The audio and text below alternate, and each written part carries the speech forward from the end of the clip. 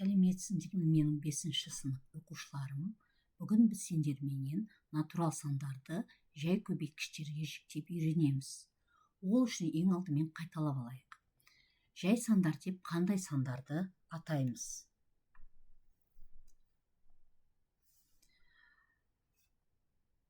Үш деген санның қандай көбейткіштері бар?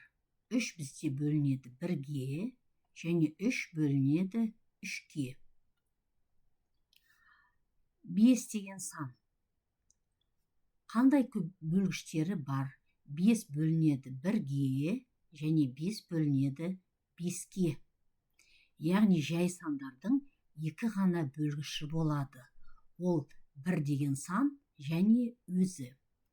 Құрама сандар деп қандай сандарды атаймыз? 4 деген санның бөлгіштерін жазайық.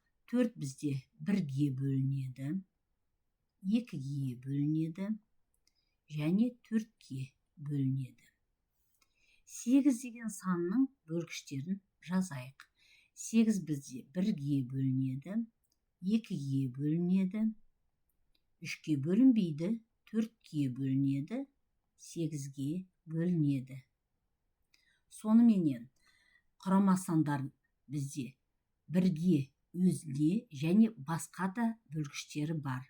4 деген санның 3 бөлгіші бар. 8 деген санның 4 бөлгіші бар. Жай сандар мен құрама сандардың арасында қандай ұқсастық бар? Жай сандарда, құрама сандарда 1-ге бөлінеді және өзіне бөлінеді. Қандай айырмашылық бар? Құрама сандардың бөлгіштер саны 2-ден көп. 1 мен өзінен басқа да бөлгіштері бар. Ал жай санда тек қана 2-ақ бөлгіші болады. Енді сандарды көбейткіштерге жіктеу дегеніміз не? 15 деген санды көбейткіштерге жіктейік. 15 3 көбейтілген 5 деп жіктеуге болады. 12 деген санды көбейткіштерге жіктейікші. 4 көбейтілген 3 деуге болады. Немесе 2 көбейтілген 2 көбейтілген 3 деп те жазуға болады. 2 бізде 2 рет жазылып тұр. 2 көбейту 2. 2-ні дәреже түрінде қалай жазушы едік? Ол 2-нің квадраты көбейтілген 3 деп те жіктеп жазуға болады. Сонымен, бүгін біз сендермен қайталап өттік. Жай сан дегеніміз не? Құрама сан дегеніміз не? Және сандарды қалай көбейткіштерге жіктейтінімізді. Енді натурал сандарды жай көбейткіштерге жіктеп үйренейік. Ол үшін кітаптың қыртысында бізде 1-ден 2-ден 997-ге дейінгі жай сандар кестесі бар. Сол кестені қолдануға болады. Мен ол кестені мына жерге слайдқа шығарып қойдым. 18 деген санды жай көбейткіштерге жіктеп көрейік. 18-дің қасынан мынандай тура сызық сызамыз. Егер өзіміз сыза алмасақ, сызғышты қолданамыз. 18 мынау кестедегі қандай сандарға бөлінеді? Әрине 18 2-ге де бөлінеді, 3-ге де бөлінеді. Бірақ кішісіне бөлеміз ең алдыменен. Кішісі бізде 2. 18-ді 2-ге бөлеміз. 18-ді 2-ге бөлгенде 9 болады. 9 3-ге бөлінеді. Кестеде 3 деген сан бар. 9-ды 3-ге бөлгенде 3 болады.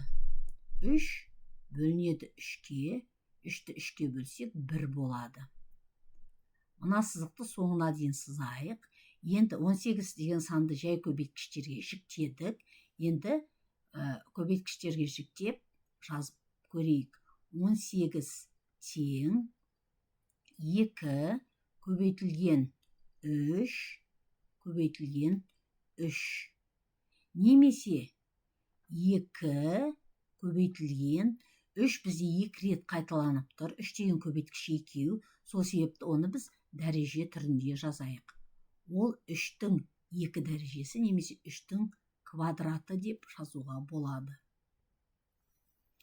54 деген санды жай көбейткіштерге жіктейік. 54.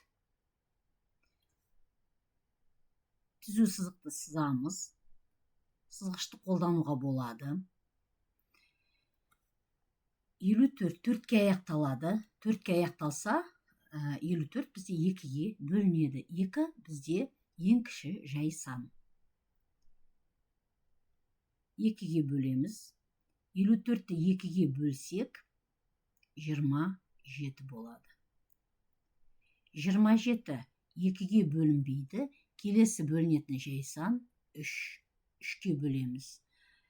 27-ні 3-ке бөлсек, 9 болады. 9-ды 3-ке бөлсек, 3 болады. 3-ті 3-ке бөлсек, 1 болады. Түзуімізді әр қартай созып жазамыз. 1-дің қасына дейін созып жазамыз. 54 тең 2 көбейту 3 көбейту 3 көбейту 3 тең 2 көбейтілген. 3 деген көбейткіш бізде 3 рет қайталанады. Оны дәреже түрінде жазуға болады. 3-тің кубы. Келесі 30 деген санды жіктеп жазайық. 30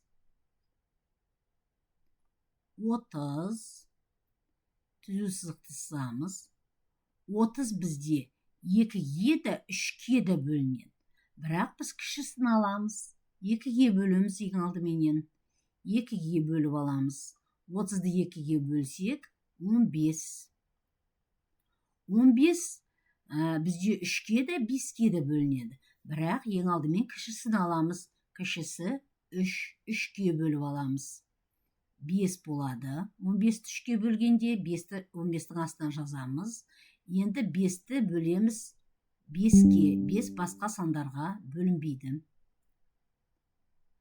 5-ті 5-ке бөлгенде 1 болады. 30-ды жіктеп жазайық. 30 тең 2 көбейтілген 3. Әр цифрды жеке клеткаға жазамыз. Және клетканың сыртынан шығармаймыз. Көбейтілген 5. Келесі 17 деген санды жіктеп көрейік. 17. 17 бізде 17-ге бөлінеді. Себебі ол жай сан. Кестеде мына 17 деген сан міне бар бізде. 17-17-ге бөлсек 1 болады. 17-ні жіктеп жазайық. 17 тең 17-ге. 49 деген санды жіктеп көрейік. 49. 49 бізде 2-ге, 3-ке, 5-ке бөлінбейді. 49 7-ге бөлінеді. 49 7-ге бөлсек 7 болады. 7-ні 7-ге бөлсек 1 болады. Түзу сызығымыз соңына дейін, 1-дің соңына дейін сызамыз. Жіктеп жазайық. 49 тең 7 көбейту 7. Немесе тең 7-нің квадраты деп дәреже түрінде жазуға болады. Соныменен қарастырған мысалдарымызда біз сандарды, натурал сандарды жай көбейткіштерге жіктеп жаздық. Жіктеген сандарымыз, көбейткіштеріміз бәрі мына кестеде бар сандар. Жай сандарға жіктедік. Ал енді өздерің мына видеоны тоқтатып қойып, дәптерлеріне мына сандарды жай көбейткіштерге жіктеп көріңдер. Ол үшін мынау жай сандар кестесін қолданыңдар.